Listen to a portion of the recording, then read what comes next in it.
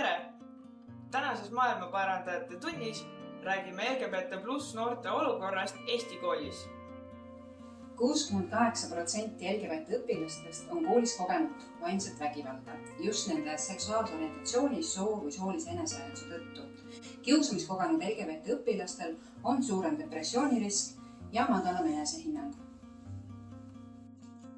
Samas teame, et kui õpilane teeb koolis mitut LGBT noori toetavat õpetajat, väheneb tema depressioonirisk ning tõuseb tema enesehinnang. Õpetajad saavad muuta noore inimese elu.